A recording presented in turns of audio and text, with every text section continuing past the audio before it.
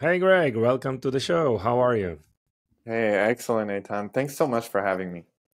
Sure, thank you as well for your time. I'm always excited to speak to a person who has writing skills and storytelling capabilities. For me, it's an art.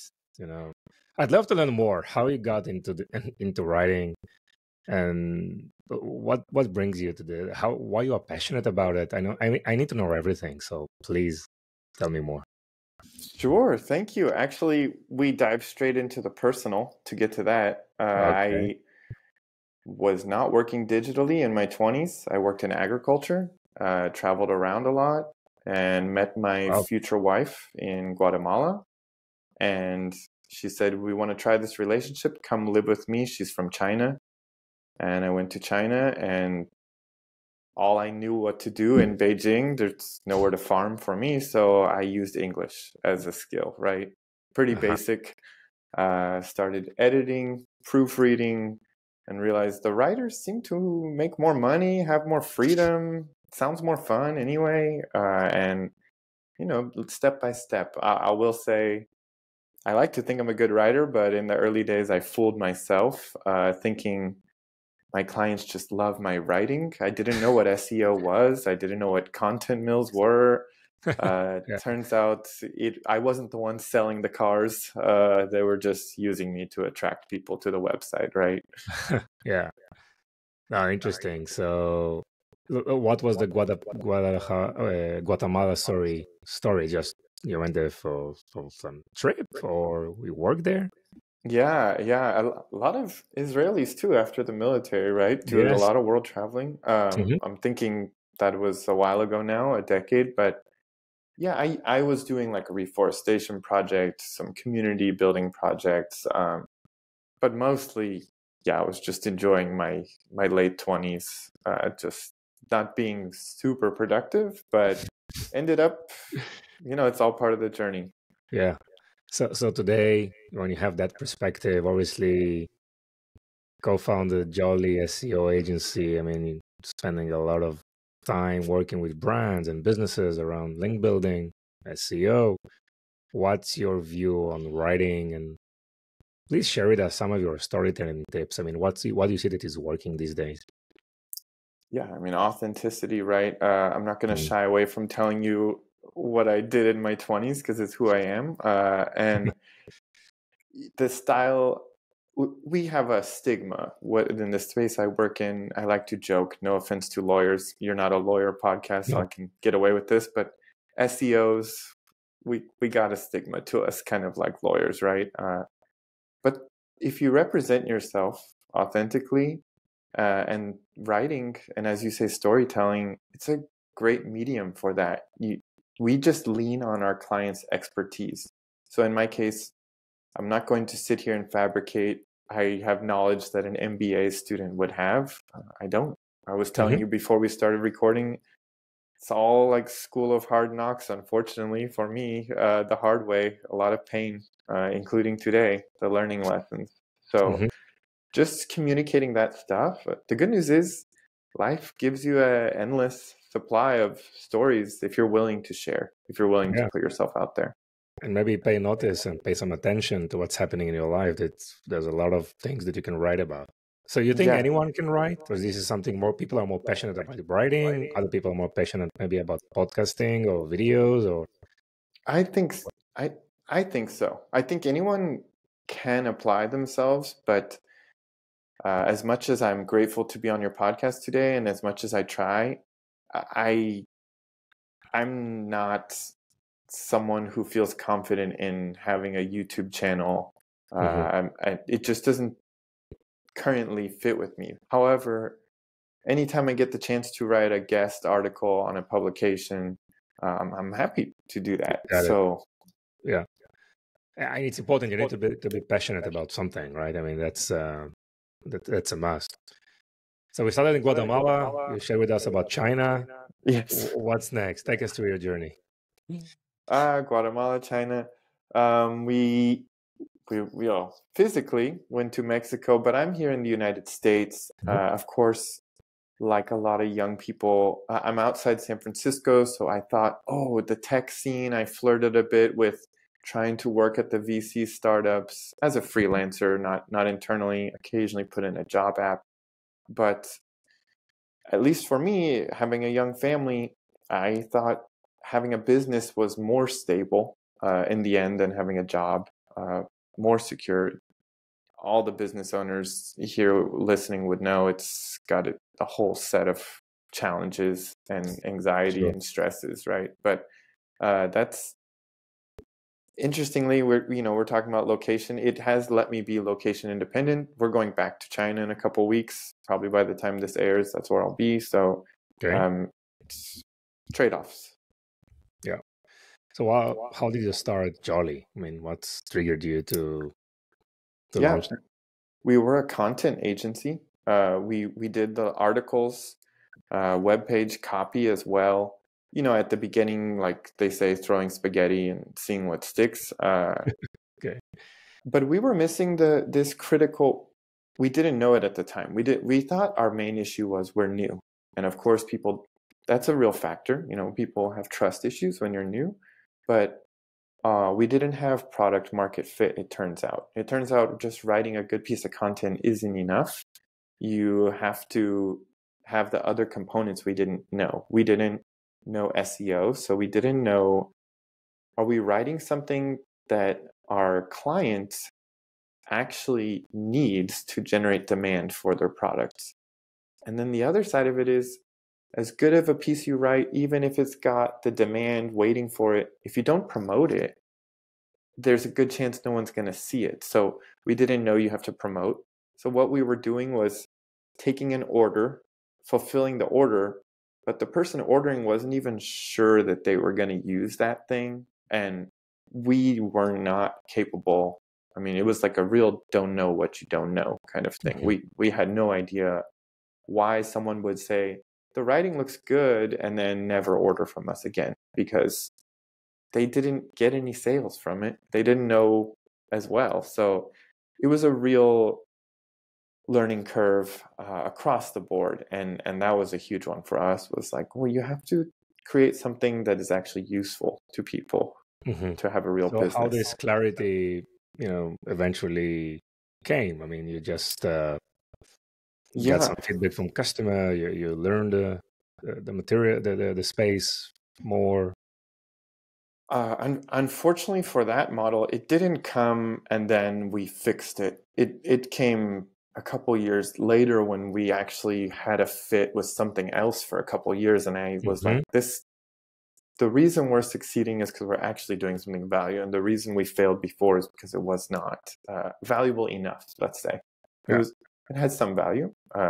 Obviously, some people paid, but on the side, I was freelancing. I like to say about that first business, everybody got paid except for us, my co-owner and I. A lot, we just didn't understand so much, including margins and things like that. But I was freelancing, always hustling, and someone gifted me with the outreach tactic I've been focused on for the last 5 years. They were like, if you can write, you can do this. And I want someone to do it for me because I don't want to do the writing, is what they Mhm. were looking for. And they took a roll of the dice, and one client turned into two. And then I turned to my buddy, the co-owner of the content agency. He was like, we just need to stop that and do this thing that is Wow. really paying my family's bills. Nice. So let's talk about that. What was this North Star or product or service that you are currently focusing on? Yeah, it's a cool outreach tactic. Anybody can do themselves if you like to write, or you can delegate to a writer if you already have a great writer. Um, People often have heard of like Help a Reporter Out. It's an old platform. Yeah. Uh, it's like PR, but you represent yourself. So instead of I have a client, they could comment. It's you see an opportunity and you directly contribute your expertise. And what's really neat about it is you don't need to go contacting people cold. There's these aggregators. The old one was called Help a Reporter Out, but there's a lot of platforms today. Yes. We can get into them if we want. But they're all basically the same. There's hundreds of opportunities every day. The real job is finding an opportunity that actually works for you, and then comes the writing part.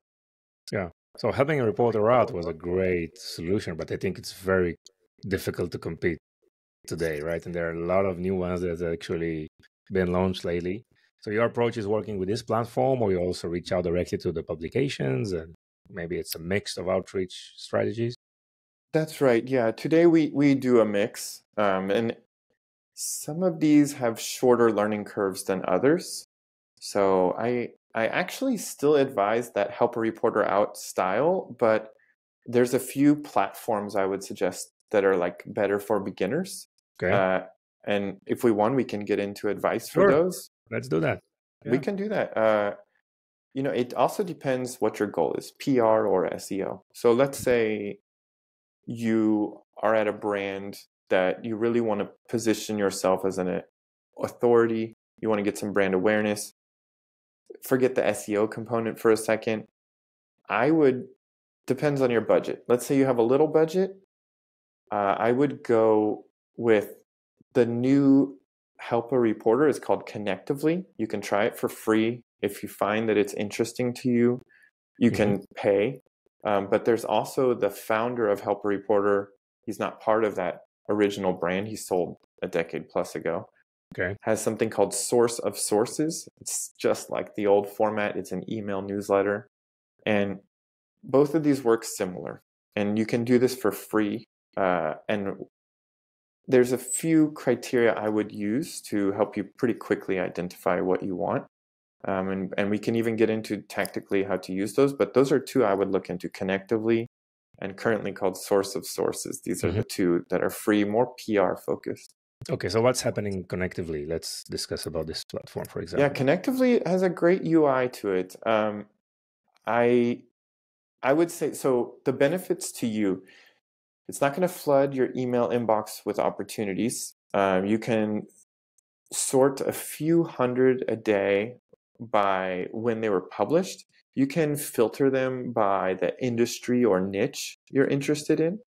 And again, if you don't care about the SEO stuff, because that's the downside for people who worry about search engine optimization, is it doesn't have those data points that we like to follow.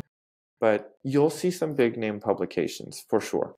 And you can find, all the usual suspects in there. Now the downside is, as you mentioned, very competitive these days. You're talking about a platform.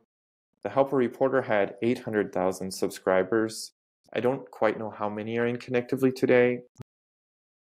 There's also a problem in all the platforms right now is the AI spam, right? So my advice, if you're going to try Connectively, is to really flesh out your profile, because the journalists are looking at the profile on there, and make sure you stand out as a real human. That's the number one thing. And by the way, on that route, further is, if you don't have it yet, flesh out your LinkedIn profile. Interestingly enough, today, LinkedIn is like the hardest place to get a fake persona to actually survive. LinkedIn is pretty good about killing fake profiles. Nice. So how do you stand out in these type of platforms? I mean, it's the topic itself, is the copy?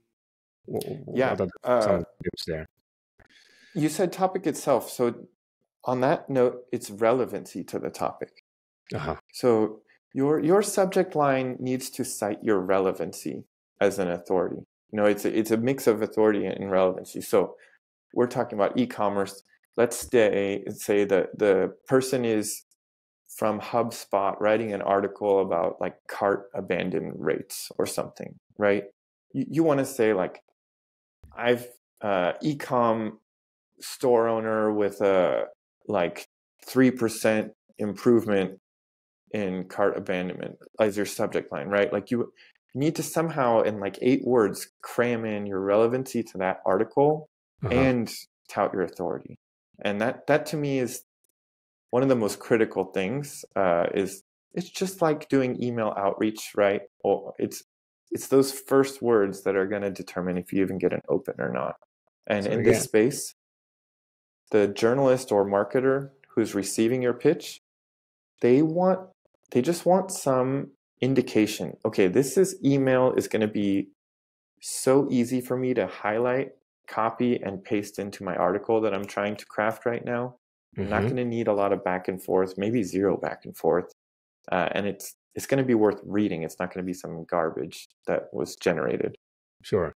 It's quickly can be identified, obviously, and so again, we are discussing about the importance of the hook, right? Because of the such a low attention span of everyone these days, right? And the overflow of content. So the hook, I mean, it should be very, very short, very specific, right? And probably hit a nerve or a pain point that is quite dramatic.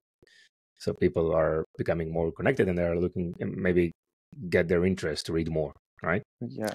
It's like, I don't know much about your line of work because again, I'm not a video expert, but if a consumer is looking for, I saw on your website, for example, a shoe example.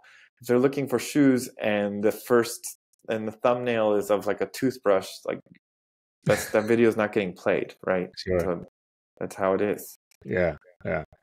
So how the engagement with your customers is working? Tell us like how they are looking internally in terms of how the marketing teams are structured and what type of other engagement they have on the marketing side, and where do you fit in?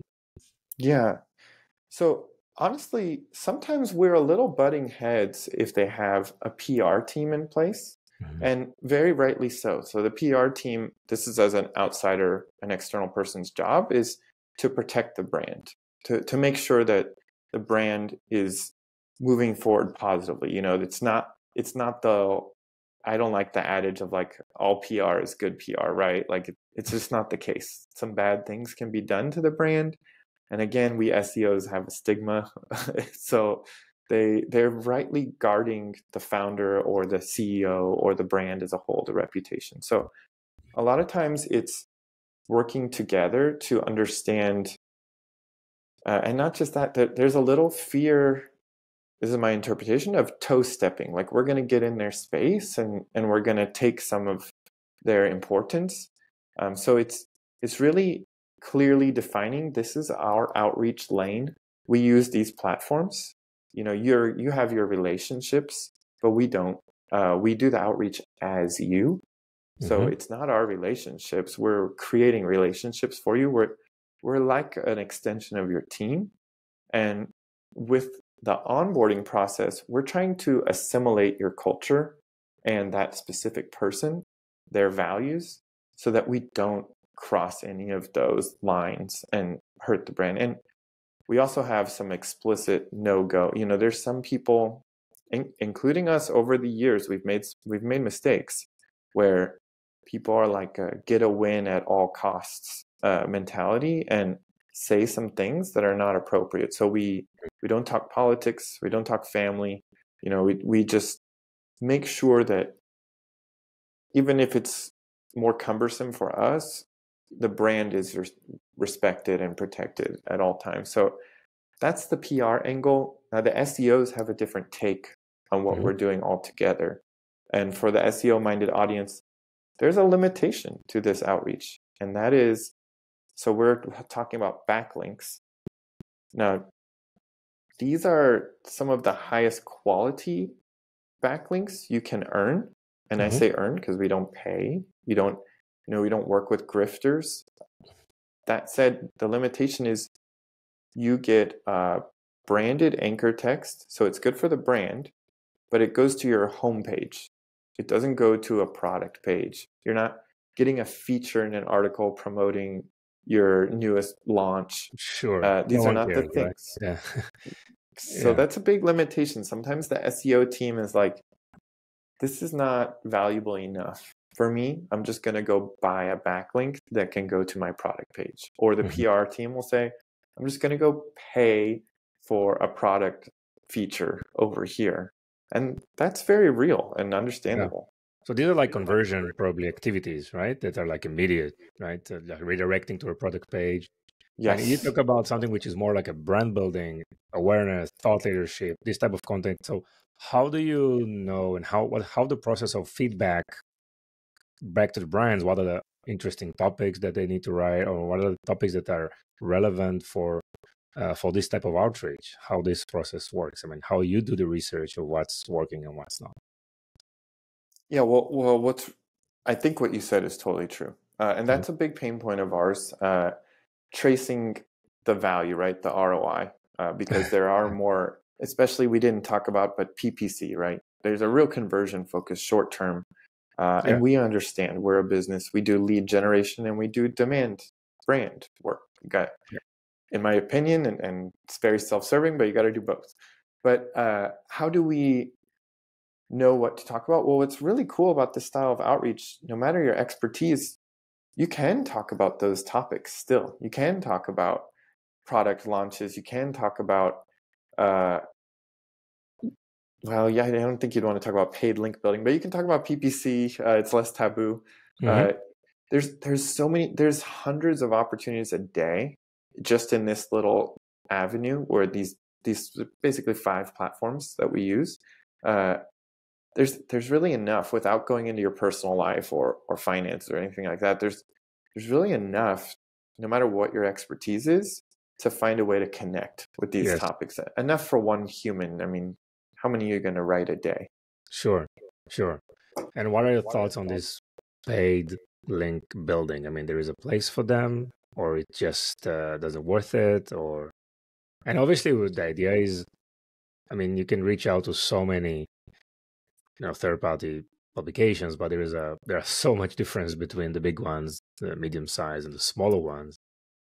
So what's the best way in your mind is to think? And because I know we also been approached like every week. We're an agency, want to promote us, and tell us the budget, and we'll do an amazing work for you. What do you mean? What budget? So what are your thoughts on this paid versus earned type of link building? I think it's like a lot of, when you're evaluating a vendor, you need to understand where your business is at, what your marketing goals are, your budget is. We are not a good fit. Now, if you're doing it yourself, this doesn't quite apply, right? It's cheaper to do it yourself depending on what your hourly rate is, or you got a writer on the team, than use a vendor. But as a vendor, we're not a good fit if you're just starting your SEO journey. You need to get your website together first. In terms of paid links, it's a little apples and oranges. I used to just say it's all bad. I think that's too reductionist, too simplistic. It's too dismissive. What's true, though, is when you're getting pitched with these like Dear Sir, Dear Madam lists, right? There's a reason we call what we do Google safe. There's a reason that we feel with every algorithm update, our positioning is strengthened. Now, are we slower? Yeah. Are we more expensive? Yeah. Do I wish we could just resell and make quick money? That'd be awesome. But those types of websites, if you use SEO tools, you'll see almost all the tools agree. Those websites are decreasing in traffic over time.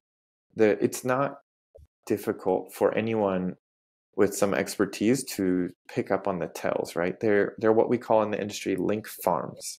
So their product is backlinks. They sell backlinks. So I think there's some short-term juice to squeeze. And I think if you're super savvy at that, which I'm not, you can even find some sites that are safer for long-term plays. But and the flip is true. There are exceptions to sites where we get clients placements that those sites go down too over time, right? But in general, we're working with legitimate products or services. Those are the companies that post opportunities in the platforms, Profnet, Connectively, Help a B2B Writer. In general, there's always the exceptions. So that's, for me, the distinction is like, if you're super savvy at that, you have a lot of experience, I'm sure there are good value to be had in buying backlinks. Yeah. So what is the importance of link building? I mean, Google is just updating, what's working, what's not, like every few weeks, and things are changing so fast. They move from a search platform to an answer platform. What is the trend, or what are the future of link building, or why is it important? I mean, as part of a strategy, for any marketeer out there. Yeah, I mean, last year the mood at the search conferences was pretty dark. Everybody almost didn't want to talk about search. They just talked about AI instead. Like it was like, are we at a search conference? Because nobody's really wanting to talk about search right now. It's I don't propose to know what will happen, but one thing I noticed, for example, we're recording in July. In February of 2024, AI Overviews was released. And so that created a lot of stir, a lot of, for us as an agency and others, churn events, clients saying like, I'm not sure about the future ROI here. Mm-hmm. It's 5 months later now. That's more than quieted down to the pre-announcement normal that by like April, most people had got those jitters out of their system. Did all those individual clients come back? No, not necessarily. Some did, but some still aren't sure. And so I hear you. The thing that I look at, and obviously I want to like lie to myself a little bit and say like the space is okay, is even though in my opinion, I agree with people who say like Google's stealing content for AI overviews. You can see whole sectors of the internet that are getting destroyed in favor of people who clearly have back-end deals with Google, and some that are not even behind closed doors, some that are publicized, like Reddit, that's, data sharing pre-IPO, all this stuff.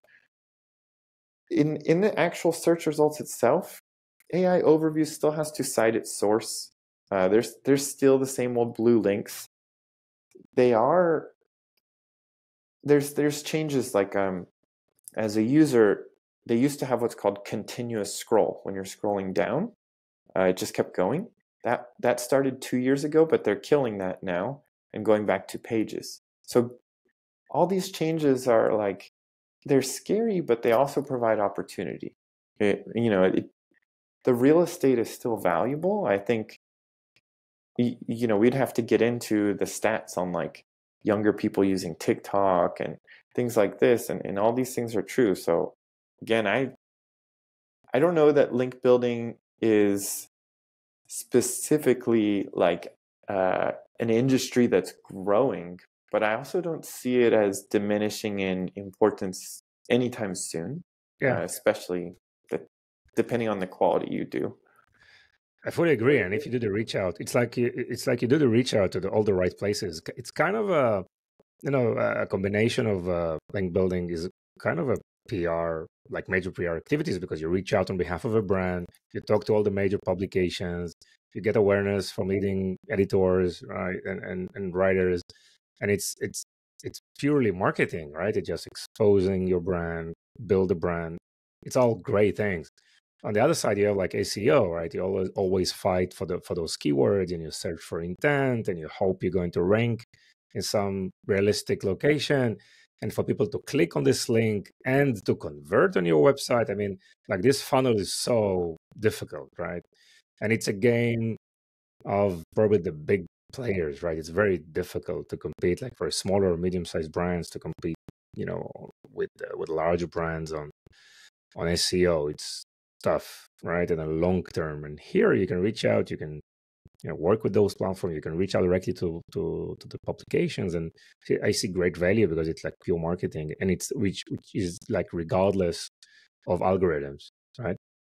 So yeah, there's an anecdote I mentioned to you before we started recording. I'll just say it again at risk of boring you, but for the audience, I have a returning client who completely surprised me. I mean, you always get educated by your clients, and this one spent a few $100,000 with us over a couple of years, and came back and was like, yeah, the links were good, but the real value was you gave me relationships with publications like Forbes, where exactly. and I didn't even understand that. I knew like we're shooting ourselves in the foot long term because we don't build relationships for ourselves. We build them in our client's name. But I also knew that most of our clients didn't take advantage.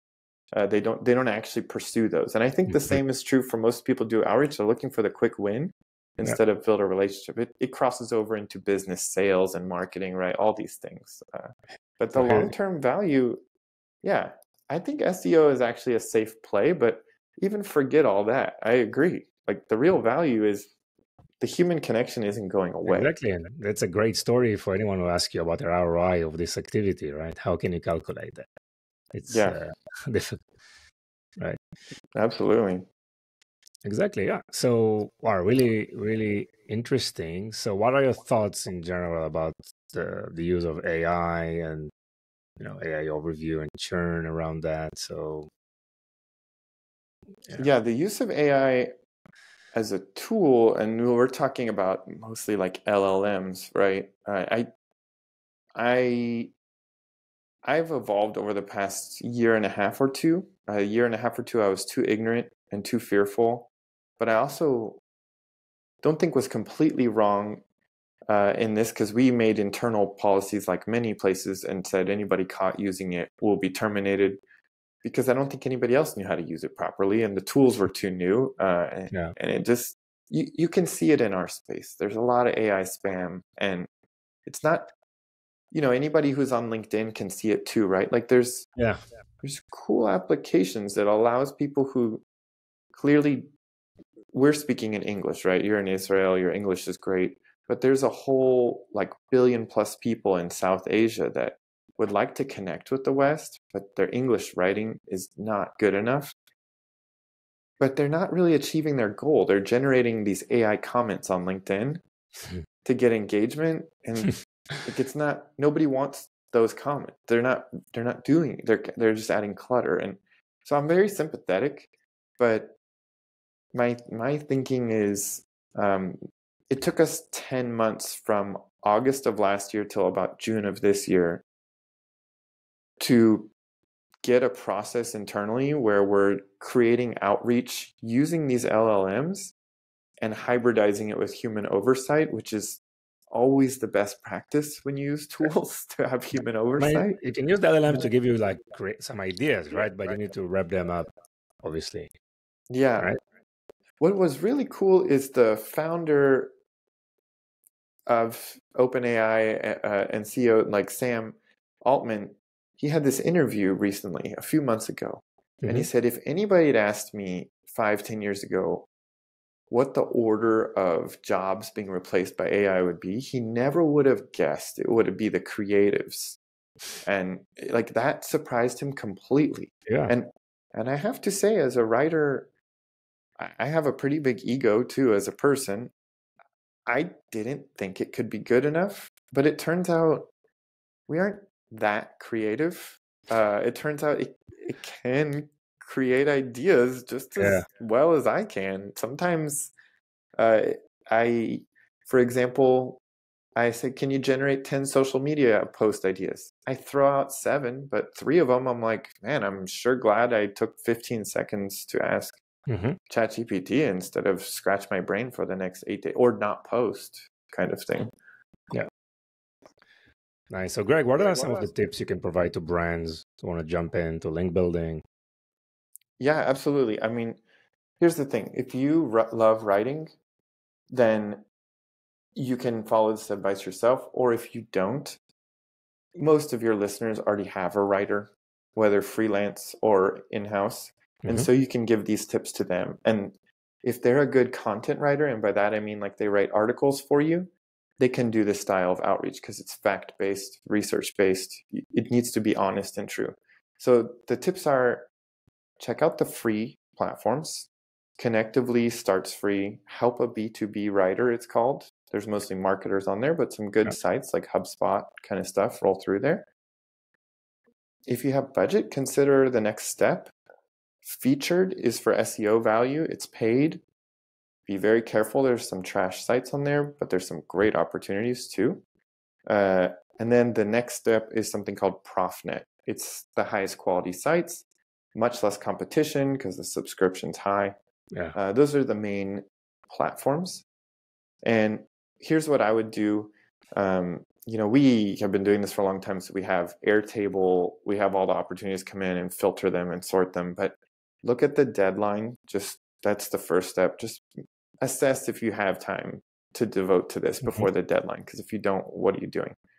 Then look at the requirements. They'll sometimes explicitly state I'm only looking for this type of credentials, this level of experience. If you don't fit those, you're wasting everyone's time, including your own. Yeah. And then it gets back to something we talked about in the beginning, which is connecting your expertise to the opportunity. And something I see so much is people think, I'm an e-commerce store selling mattresses. I can only pitch stuff related to mattresses. That's all I'm ever allowed to talk about. That may be true for you if that's how you feel. But if you're really trying to get your brand awareness out and position yourself as like an industry authority, not just a mattress expert, you can talk about all kinds of things related to business, marketing, sales, tech, lifestyle. You're a human being. So what you need to do is look at typically these opportunities are split. There's like a subject line. There's a title for the opportunity. And then there's like a paragraph describing the actual, what maybe some specific questions. So just quick cursory glance of the title. Do you feel, does that resonate with you? If not, just move on. Yeah. If yes, that's just like on the reverse. Someone will be reading your pitch. Read through the questions. And my advice is, if you see 3 or more questions, don't answer them all. If it's like Business Insider, Wall Street Journal, sure, maybe take time to answer them all. But if it's a mid-tier publication and this writer has 8 questions, just answer 2. Just answer 2, but make them great answers. And so what most people do as a mistake is their reply is, here's my expertise. If you want information, let me know. And that's a great like PR relationship, like if you have that already kind of thing, but these people don't know you. So they posted that opportunity for what they're hoping for is what we call copy pastable quotes. So what you need to do is 150 words or less, and it needs to be written in internet style. These are like 10-word sentences, 2 to 3 sentence paragraphs. Literally, they have to be able to highlight, copy, paste it into their GDoc draft that they're doing and move on, because they're going to get 150 pitches and they're just looking for, they've already got their sections usually built out. They need something to plug in. Or maybe your quote is so good they build a section out around it in their article. But that's like quick, a few pointers I would give. Do you need it to be impeccable, no typos? No. But can it be littered with errors? Neither. So you don't want to try to write an article. If you find yourself having to scroll through your email, it's too much. Keep it short, 150 words or less. And that subject line we talked about in your email or on the platforms, find a way to say, I'm relevant. It doesn't have to be, again, you're a mattress expert on a mattress topic only. But if it's about business, how many years in business you've been? If it's about cart abandonment, how much lift have you gotten? These kind of things. Interesting. And in your scope of work and the type of services you provide, those snippets or pieces of content, you usually ask the owners to write, or you write it on their behalf? Different models. For us, we try to be fully hands-off for the client. So you sign on with us, we have an onboarding form. We ask some of these questions that we know are going to be useful. We also really crawl through your blog posts and LinkedIn posts. So we don't typically reach out to clients for information. Now, this is a no-no, or like really poo-pooed on in the PR world. And there's platforms, for example, a really high quality platform called Quoted, QWOTED. We're not allowed to use because we are ghostwriters, especially as SEOs. They don't like us. They really do want the PR agency to ask the CEO to write the quote, to give to the PR agency, to give to the, and I totally respect that. But we serve a pain point of either not enough time, not enough writing skill, or neither. And you're comfortable, and not everyone is, you're comfortable with letting us download the information initially, and then we just report the wins. You just pay for the wins. You don't pay us for the pitch. You don't pay us for looking. You just pay for the wins. But that doesn't suit everyone, right? So you can kind of model it however you need to, especially if you have an in-house writer, a little more back and forth. Got it. And Greg, how people can evaluate the quality of the of the publication? I mean, is like domain authority or some of these things, or what are the practices around here? Yeah, so I'm an SEO, so I'll come at it from an SEO perspective, but just at a high level, is it a real company with like a real service or product? First of all, that's like the minimum bar. You don't want these general topic spammy stuff. Of course, that doesn't apply to like Wall Street Journal, like the big publications. Yeah, they cover everything. I'm not talking about those. I'm just talking about like mom and pop blog kind of stuff. Yes, You don't want, right? That's the minimum. generalist, right? Ignore them. Yeah. Ignore them. If you have an SEO tool, you're on the fence, look at their traffic history. We typically look at 2 years. You don't want a big decline and you don't want a lot of volatility in their traffic history. These are bad signs. These are not going to be, when we talk about link building, I like to talk about it, it's like your social circle. Would you recommend to your sister or your cousin that they go meet the guy who you know has been like in and out of prison, maybe like alleged murderer, this kind of stuff? Like, would you connect those people? Because that's not who you are as a person. You don't want to be connected with them. So would you connect them with like the grandma who bakes cookies for the neighborhood kids, or like, you know, the guy volunteer fixing up a neighbor's yard? Or like, these are the kind of connections you want. So we're looking at minimums like that, and then we can get into nitty-gritty SEO stuff. But here's you mentioned domain authority. We use domain rating by Ahrefs, but these are a proxy. These are like something that are mutually intelligible, we can discuss, but other SEOs nitpick on it and say like that can be gamed, you know, that can be modified, and it doesn't mean it's a good site. And I agree, it's not meant to be the standalone metric.